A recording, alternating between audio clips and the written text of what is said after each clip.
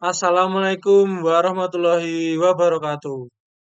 Baik, teman-teman semua dan Mas Andi. Jadi di sini kami kelompok 8 ingin menjelaskan jawaban ujian akhir semester 3 pengantar sistem kendali. Jadi sebelum itu izinkan kami memperkenalkan diri. Jadi saya Fauzan Akmal Ramadan dengan NIM 2352165 PA 22440. Lalu Ada saya Muhammad Zuldani Fai dengan NIM 23521 851 PA 22450. Lalu ada Saya Aida Asif dengan NIM 23521072 BA 22400. Lalu Dan ada saya Raden Timotius Januar dengan NIM 235121555 PA 21888. baik, setelah itu izinkan kami membahas soal pertama terlebih dahulu.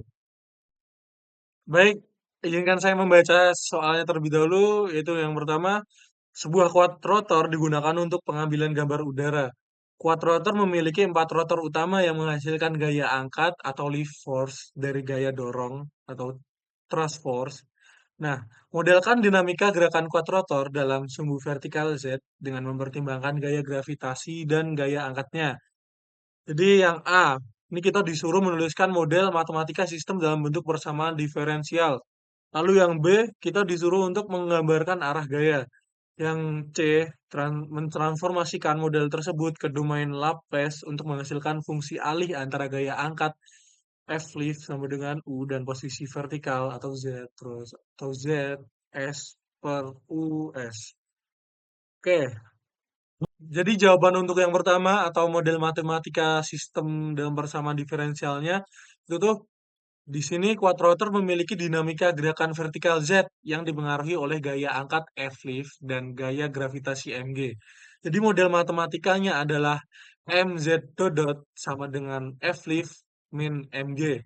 Atau kita bisa nulisnya dalam bentuk eksplisit yaitu Z dot sama dengan F lift per M min G. Itu untuk nomor nomor 1A. Berikutnya nomor 1B, yaitu kita menggambarkan arah gaya. Jadi di sini F lift itu tuh gaya ke atas. Ini dihasilkan oleh rotor quadrotornya. Lalu MG ini kenapa ke bawah itu tuh akibat gravitasi. Nah, untuk Z-nya sendiri kita menggambarkannya ke kanan. Lalu kita lanjut ke nomor 1C, mentransformasikan model ke domain Laplace. Nah, dengan transformasi Laplace, persamaan menjadi ms kuadrat ZS sama dengan US min G. Atau fungsi alihnya yaitu ZS per US sama dengan 1/ms kuadrat. Itu untuk nomor 1. Berikutnya nomor 2 akan dilanjutkan oleh teman saya. baik untuk selanjutnya yaitu nomor 2. Soal nomor 2 yaitu motor servo diperlukan untuk menggerakkan pintu palang kereta api dengan massa 1 kg. Nah, sistem ini memerlukan aktuator yang mampu bekerja dengan kecepatan respons tinggi dan stabil terhadap gaya luar seperti angin. Untuk nomor 2 yang A, yaitu menghitung torsi minimum yang dibutuhkan motor servo untuk mengangkat palang sepanjang 4 meter. Oke, berikutnya jawabannya. Nah, jadi untuk menghitung torsi minimumnya, kita menghitung berat pintu dulu. W sama dengan mg sama dengan 1 kg dikali 9,8 m per s kuadrat. Itu hasilnya sama dengan 9,8 Newton. Kemudian torsi di ujung palang, yaitu 4 meter dari poros, itu bisa dihitung dengan F kali R sama dengan 9,8 Newton dikali 4 meter. Dengan hasilnya yaitu 39,2 Newton meter. Untuk selanjutnya, yaitu yang nomor 2B, dijabarkan menggunakan gambar. Nah, di sini kami menggunakan gambar ini. Ini gambar torsi dengan skema. Jadi di sini ada titik poros, kemudian panjang panjang palang pintunya adalah 4 meter dari ujung sini sampai sini. Kemudian W-nya di ujung palang sama dengan 9,8 Newton. Oke, selanjutnya akan dijelaskan oleh teman saya. Nah, selanjutnya saya akan menjelaskan nomor 2B, yaitu motor servo spesifikasi dalam satuan kilogram senti, apa yang sesuai, dan beri penjelasan secukupnya. Nah, jadi untuk pemilihan spesifikasi motor servo itu konversi ke kilogram sentimeter itu dari 1 Newton meter itu menjadi 10,2 kilogram sentimeter. Sehingga dari 39,2 Newton meter itu kalau dikonversi menjadi 399,8 kilogram sentimeter. Nah, untuk margin keamanan itu kita pilih motor dengan torsi yang lebih besar. Misalnya ada yang torsinya 500 kilogram sentimeter. Selanjutnya saya akan menjelaskan nomor 3. Soalnya sebuah mobil otonom sedang diuji untuk dapat berputar mengelilingi sebuah monumen. Tinggi mobil sebesar 1 meter sedang menghadap barat dengan jarak 3 meter dari monumen. Posisi mobil saat ini sejajar dan berhimpit dengan sumbu X global EX. Diinisialkan bagian depan bodi mobil adalah sumbu positif BX. Bagian kiri bodi mobil adalah sumbu positif BY. Dan sumbu vertikal dari bodi mobil ke arah atas adalah sumbu positif BZ. Selain itu, monumen diumpamakan titik nol dari kerangka global E.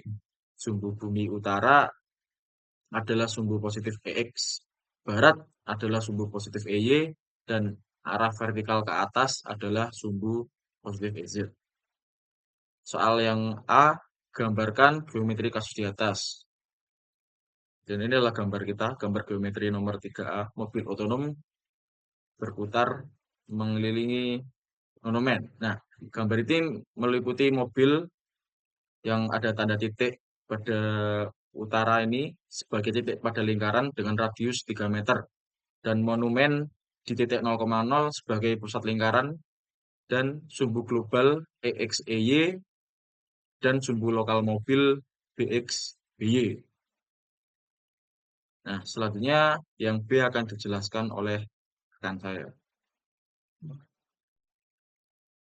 Oke, selanjutnya saya akan menjelaskan nomor 3, yaitu mengenai soal sebuah mobil otonom, bagian poin B dan poin C. Untuk poin 3B sendiri, itu adalah posisi mobil pada sumbu global. Posisinya itu dinyatakan dalam koordinat polar, yaitu menggunakan rumus untuk X sendiri itu R cos theta, sedangkan untuk koordinat Y-nya adalah R sin theta. Dengan R adalah atau jarak 3 meter, dan theta atau sudutnya adalah 390 derajat. Maka X sama dengan 3 cos 390 derajat, lalu untuk koordinat Y-nya adalah 3 sin 390 derajat.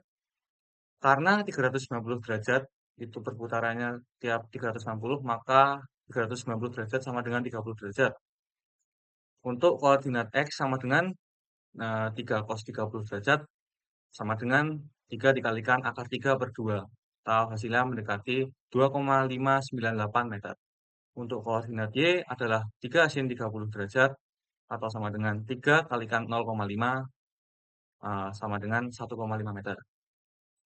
Untuk poin C adalah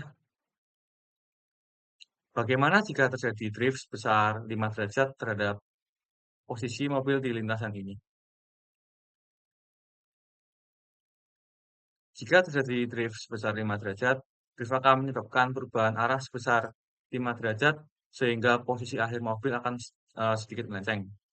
Untuk posisinya adalah delta X sama dengan R cos theta plus drift kemelencengan sudutnya yang sebesar 5 derajat dan delta Y sama dengan R sin theta plus driftnya. Untuk posisi baru dengan theta plus drift sama dengan 30 derajat plus 5 derajat atau 35 derajat.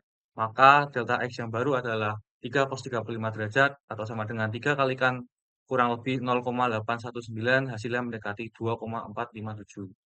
Untuk koordinat delta Y-nya adalah 3 sin 35 derajat atau sama dengan 3 kali mendekati 0,573, hasilnya kurang lebih 1,719 meter. Dengan drift, posisi akan sedikit berubah dari lintasan ideal. Drift ini yang menyebabkan posisi mobil tidak sejajar sempurna dengan lintasan lingkaran yang menghasilkan deviasi posisi. Mungkin sekian dari kelompok kami, dari kelompok 8. Apabila dalam penyampaian terdapat kesalahan kata atau pengucapan, kami mohon maaf yang sebesar-besarnya. Kami mengucapkan terima kasih.